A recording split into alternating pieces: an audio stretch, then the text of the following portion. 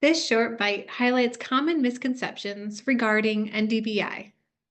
The first misconception: following the child's lead means letting them do whatever they want.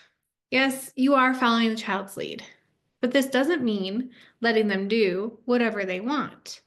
It means assessing the child and the context moment to moment, utilizing interests and natural contingencies to teach the skills the child will need for the next step in learning. Following routines, transitioning, and making choices are important school readiness skills, and teaching occurs during naturally occurring routines rather than contrived situations. They can be incorporated while following the child's lead. In addition, an NDBI approach emphasizes social communication and relationships, which are foundational to school success. The second misconception: NDBI programs do not have structure. Similar to the first misconception, people tend to question if NDBI programs have structure because of the focus on following the child's lead. The use of NDBI does have structure, and you are setting limits and setting expectations to keep children safe.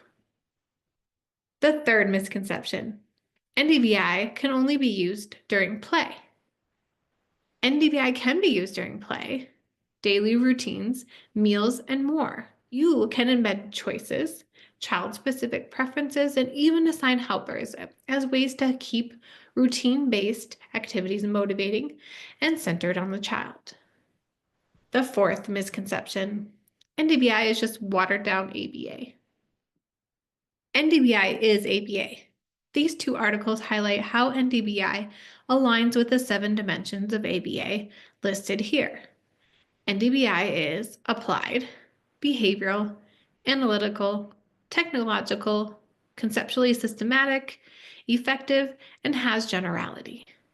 ABA and NDBI come from the same science and principles, but approach teaching in different ways.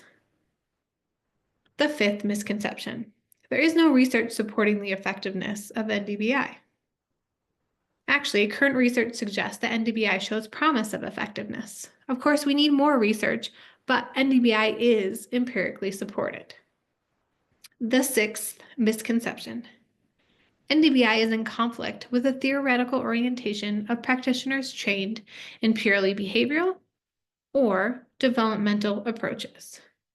While the science of ABA has been used effectively to teach a wide range of important skills to autistic children using data-driven procedures, developmental science provides guidance about how to apply knowledge of child development and relationship building.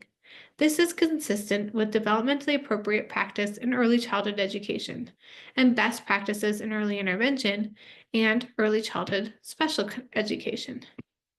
For instance, although NDBI components are based on behavioral learning theory, NDBIs emphasize spontaneous and flexible responding with natural reinforcement rather than mostly adult-led opportunities, such as a discrete trial teaching.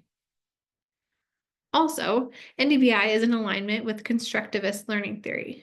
Children must be active participants in their own learning experiences. This characteristic of NDBI shifts the power away from the adult to shared control, focusing on child preferences and initiations when approaching skill acquisition. If you are interested in learning more about NDBI strategies, you can visit the START website for more information.